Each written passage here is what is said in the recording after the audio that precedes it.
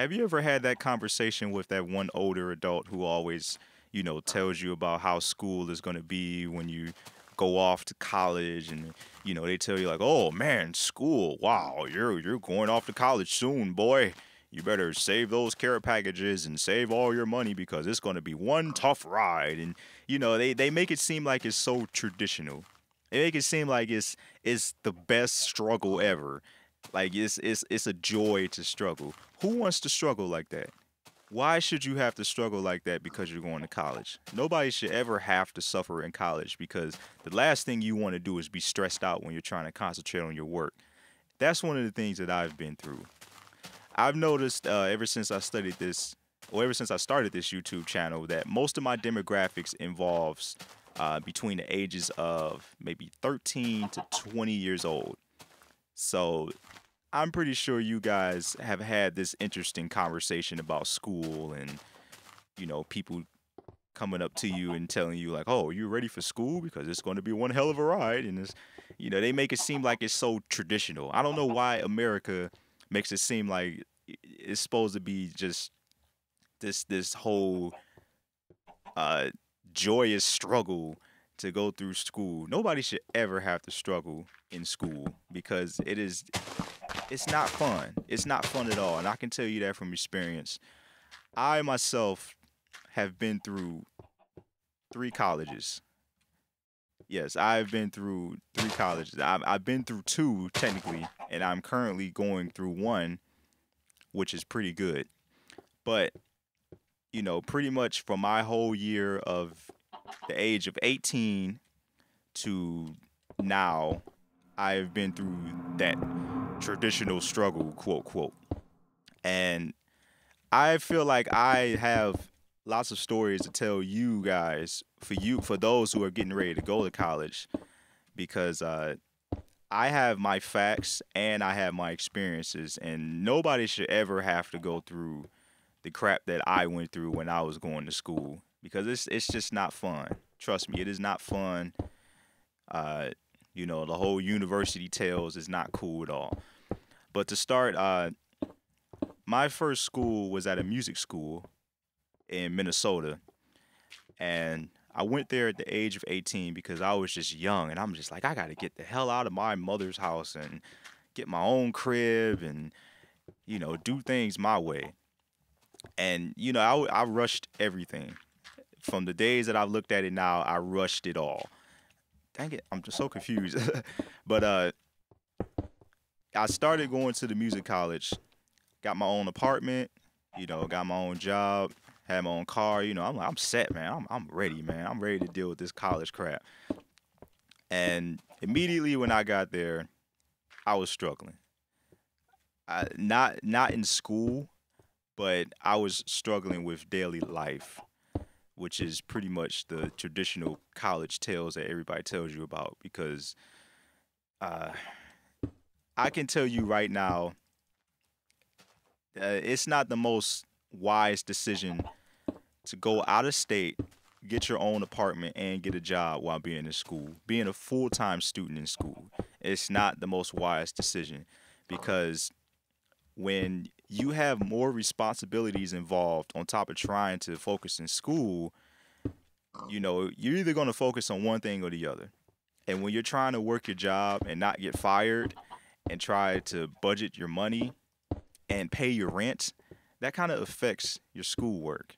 So that was the things that I went through when I first started attending the school. I had to find me a job. It was a temporary job at the time. It was retail, which is the worst decision you ever want to make trying to get an apartment. And they eventually hired me part time. And once the hours kind of died down, I was getting like freaking 8 hours a week. That wasn't anything off of like $7 an hour. It was very hard because I needed the support of my parents to help me, pay my rent and try to focus at school at the same time. And one of the things that I've learned is that money doesn't concern me. My life doesn't revolve around money. I don't personally let money, stress me out. But the things around me that needed money are the things that are concerned. So stuff like when I had to pay for books or when I needed to, catch a ride from, back and forth to school, those are the things that are concerned about money. But I wasn't really trying to have money stress me out personally, and that was pretty much one of the things that I've learned while I was being in school.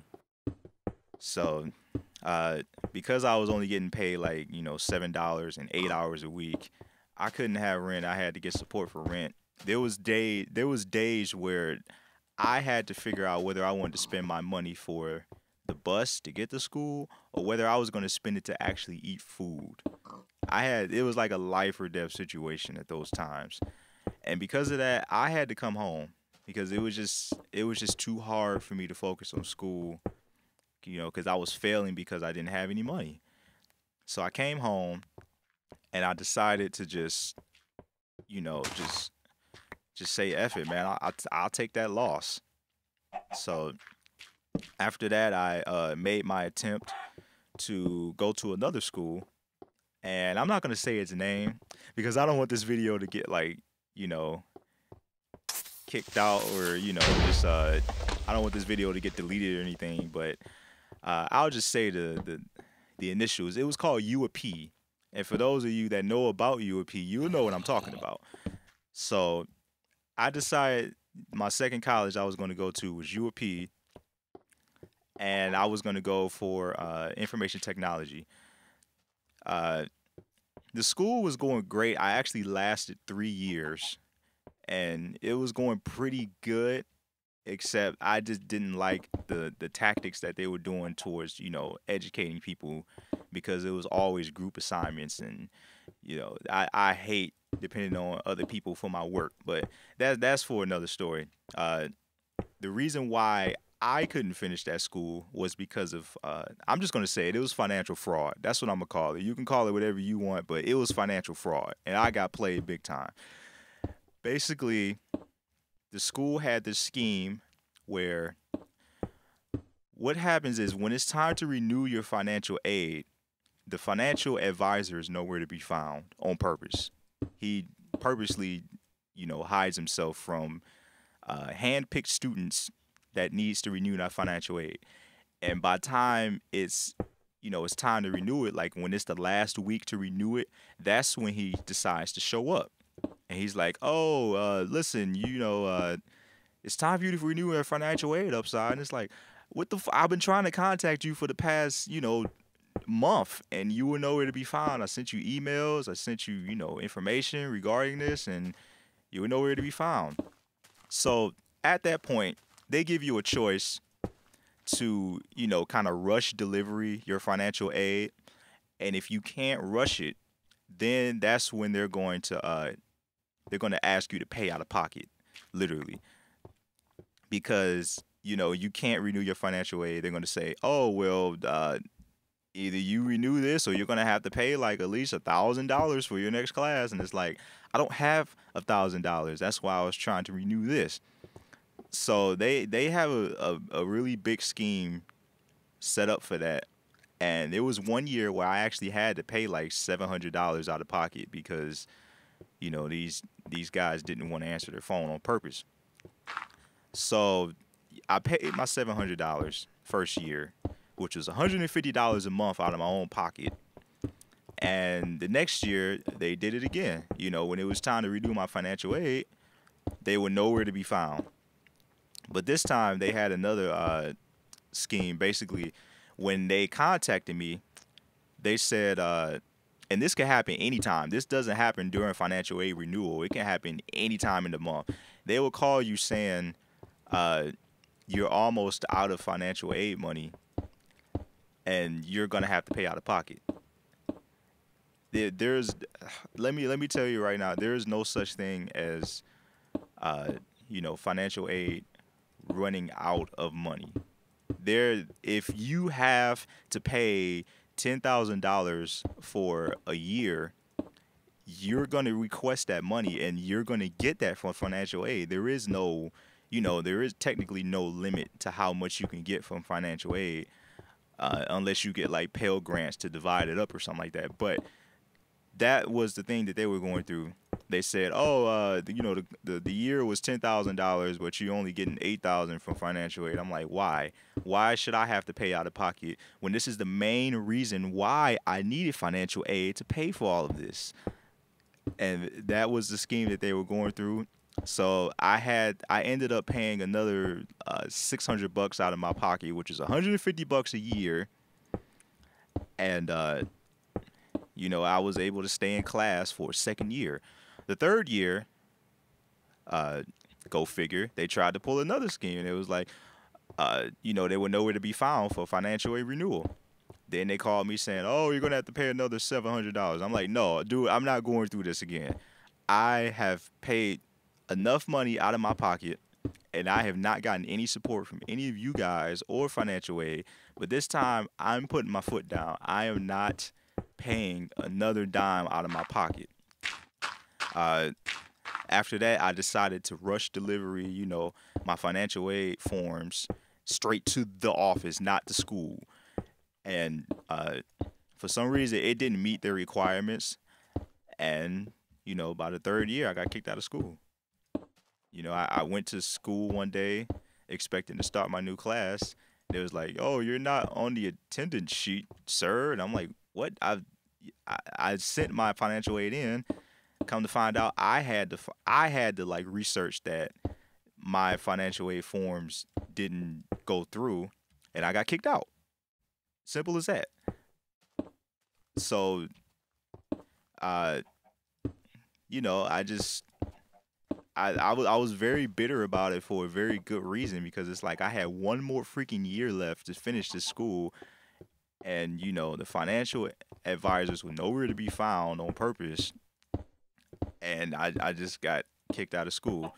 Now there is a bunch of consumer websites that have went through. There's like pages and pages of people complaining about the same exact thing. So I am not the only one. Yes, I have proof. You can look up these consumer websites. If you know what school I'm talking about, UOP. You can go to those websites and they will tell you the same exact thing. And yes, it was literally financial fraud. And these schools, yes, these schools have been going through, you know, uh, investigation, but in the end, nobody's going to complain about it, because when you get kicked out of school, you are forced to pay your loan back immediately, because technically when you go through graduation, they give you like maybe 6 months to a year grace period to pay back your loan. So you have a little bit of time to find you a nice job and then start paying up that $500 a month for grace for student loans. But when you get kicked out, no, you have to pay it back immediately. It's kind of like breaking your contract. So, yes, immediately we have to pay back the loans. And that's the reason why every time they went through investigation, uh, neither the school or the federal government is going to complain about it, because, for one, the federal government is getting their money back immediately, and the school is getting their money back immediately. So it's like they both win. Why should they have to complain about it? They're getting their money, they win. So of course the investigation is always going to be closed, because nobody in the government is going to really complain about it. So because of that, I was no longer in school, and I was very bitter. I'll admit, I was very bitter about college in general, because of the way students are being treated, the way that we have to just suffer so hard to go through college, and the amount of crap that we have to go through. Because I mean, financial aid is not just for poor people like me. Financial aid is for students in general. Even if there's rich students, they still go through financial aid, because school costs too much. We're paying, the amount of student loans on in America has reached $1 trillion in student loans. That's ridiculous. School costs way too much for us, and that was part of the reason why I wanted to tell you this story. Is you need to be careful which school you go to, uh, and for instance, for university, I'm not gonna say it. I almost said UOP is called a for-profit school. And to my knowledge, there are three types of schools. There are universities, community college, and for-profit schools. And they're exactly what they're for. They're to make profits. In fact, most of these for-profit schools that you may know of, they don't even own their own building. Most of the time, they just rent out, corporate buildings. They'll rent out the office to corporate buildings, and they'll just turn it into a school because it's cheaper. That way, they can franchise and build off into other cities, which is the reason why you see so many UOP schools or DeVry's or ITT Techs everywhere, because it's cheaper. It makes them money, and the whole way of them making money, or like the employees, is because they want to recruit. The more they recruit, the more commission that they make, and the more people they can screw over, basically. So that's why they call it for-profit schools, and that's the reason why, if you ever noticed, if you go to a job interview or corporations, they don't like to hire students who went to for-profit schools because you really don't gain as much education as you would if you went to a university. And it's very true. Like, you really don't gain too much education from these types of schools. And this is all the stuff that I had to learn the hard way. And I hope that you guys don't make the mistakes that I did, because I wasn't aware about these for-profit schools, or I wasn't aware about the little, uh, the whole marketing plan that they were going through. Man, this is a big cave. But uh, other than that, my third college, I just went to Oakland Community College, which is a very cool school. It's a very good school. I'm going for graphic design this time. I'm no longer doing information technology for multiple reasons. Uh, I'm no longer doing music schools because, from my experience, there's really no reason for you to have to go to school for music unless you're doing like piano or performance. If you're going there for production, it, there's really no reason to go for production, because the modernization of having home studios and just learning from self-education, you can do that pretty much on your own, or you can go to a school that offers certificates instead of having to paying $10,000 a year to learn how to engineer. I mean, that's just me. It's very debatable, but I didn't have to go to school for 4 years to learn how to do engineering, or I didn't learn how to do production for 4 years. Now, yes, music theory is always a great class to go to school for, but other than that, it's like everything else is mostly self-educated. How many major artists do you know that have graduated from a big college for like a music major? Most of the time, most of the major artists that either graduated from like graphic design, or some other form of a major like psychology or business or accounting. They've never graduated from music school. I mean, there is the exception of like Carmen, the group Carmen that graduated from Berkeley, but Berkeley makes some magical students. I'm not gonna lie. Berkeley, they have some magical people that come from there. But other than that, there's really typically no reason to go to a music school unless you're getting like a certificate or something. But anyways, yeah, I decided to just go to uh, I just decided to go to you know uh, confusing myself. I'm trying to get the freaking thing here. I just decided to go to Oakland Community College because it's a pretty good school, and they have some really good graphic majors, and they're not going to screw me over because it's this community college. It's they don't care whether you pass or fail. It's like they do want your money, but at the same time, they have some very notable teachers that work there, and it's a very renowned school. Whereas you go to a for-profit school, they're not really gonna give you the same treatment. Plus, it's very cheap. Going to a community college is very, very cheap, especially if you're just going there to do like your English classes and your math classes.